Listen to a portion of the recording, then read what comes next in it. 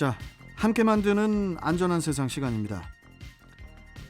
춘3월이라 불리는 봄이 시작되었다고 해도 과언이 아닐 것 같습니다. 봄 하면은 떠오르는 단어, 춘곤증이 아닐까 싶은데요. 그래서 오늘은 시내 주행 중에도 쏟아지는 이 졸음운전 위험성과 예방법에 대해서 도로교통공단 인천지부 김태환 교수와 이야기 나눠보도록 하겠습니다. 자, 김태환 교수님 안녕하세요. 네, 안녕하십니까. 예, 이 운전자라면은 한 번쯤 이 졸음운전 경험을 갖고 있을 것 같은데요.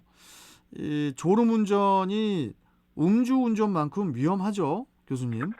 네, 실제로 음주운전은 죄질이 나쁘지만 위험성만 살펴보면 훨씬 더 위험한 것이 졸음운전이고, 예, 운전 중 졸음 행위는 순간적인 가수면 상태의 운전을 의미하기 때문에 그렇죠. 모든 운전자가 대상이 될 수 있기 때문에 더욱 위험합니다.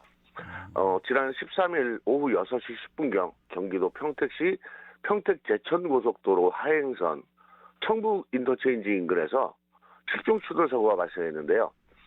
최초 사고를 유발한 1톤 화물차 운전자 50대 A씨가 사망했고요.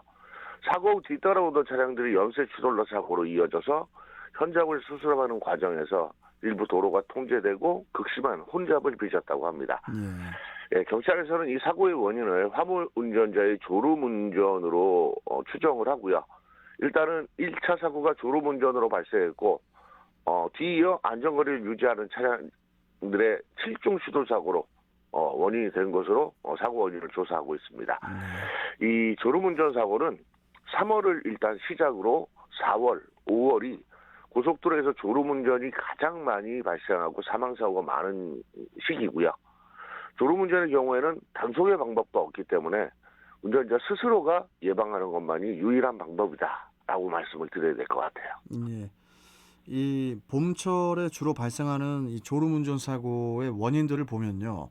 춘곤증, 또 식곤증이라는 단어를 많이 사용하고는 하던데 어떻게 뭐 예방하는 방법 같은 게 어떻게 따로 있을까요? 네. 봄이라는 계절의 특성상 온도의 변화는 물론 낮의 길이가 길어지므로 생체 리듬의 변화로 적응기가 필요한데요. 예. 이때 나타나는 증상이 집중력 저하, 나른함, 피로, 졸음 등의 증상을 동반하게 되는 현상을 춘곤증이라고 합니다. 춘곤증을 예방할 수 있는 방법은 제철 음식이라든가 적절한 휴식을 취하는 것이 기본이고요. 식곤증의 경우에는 보통 식사 이후에 그중에도 특히 오후 한 2시, 3시 몸이 나른해지고 잠이 쏟아지는 증상으로 단순히 피로나 잠의 양과는 큰 관계가 없이 식사 후 소화를 위해 혈액들이 상당 부분 위장으로 몰리면서 뇌로 가는 혈류가 줄어들어서 발생하고 자극적인 음식이나 과식은 위장으로 가는 혈액의 양이 더 많아지기 때문에 식곤증을 가중시키게 됩니다. 그렇군요.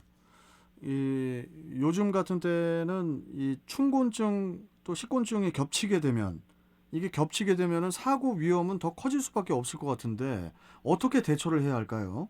네, 아까 말씀드린 대로 충분한 휴식과 수면, 과식은 피하는 것이 좋고요. 적정한 영양섭취를 통해서 신체 밸런스를 유지하는 것이 최선의 방법이다라고 의학 전문가들은 조언을 하고 있습니다. 자, 무엇보다 중요한 것은 춘곤증을 이기려고 하기보다는 순응하여야 한다는 것이고요.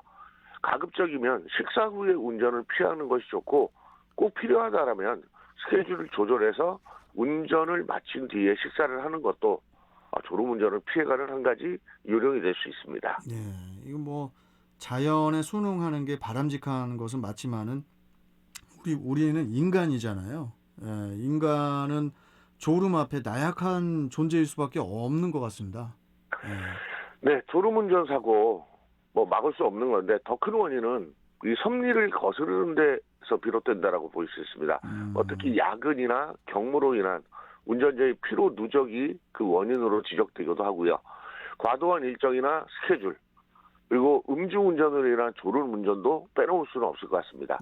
특히 이 고속도로의 경우에는 일정한 속도와 단조로운 선형으로 인한 조작의 단수나 외부 환경으로 인한 이 운전 기능 저하가 졸음운전을 유발할 수 있는 가능성이 높아지기 때문에 더욱더 주의하셔야 됩니다. 이 교수님, 이 졸음운전에 대해서 조사된 뭐 사고 특성이라든지 뭐 통계 자료 같은 게 있습니까? 예, 도로교통공단 타스 통계 자료를 살펴보면 네. 고속도로 사고의 원인의 65.7%가 바로 안전운전 불이행이었고요. 83.5%의 사망자가 발생한 것으로 나타났습니다. 그리고 안전거리 미확보로 인한 사고가 25.2%, 7.8%의 사망자가 발생한 것으로 나타나는데 안전운전 불이행이라는 것은 특별한 법규 위반이 아닌 사고들을 통상 일컫는 이런 사고의 원인인데요. 자, 고속도로의 경우에는 일단 주행 속도가 빠르기 때문에 100km로 주행하는 경우라도 1초를 졸면 28m, 3초만 졸아도 약 90m의 거리를 앞을 보지도 못하고 질주하게 되고요. 예. 졸음운전은 위험을 발견할 수 없기 때문에 제동이 이루어지지 않고 달리는 속도 그대로 충격으로 이어지기 때문에 사고의 결과는 커질 수밖에 없습니다.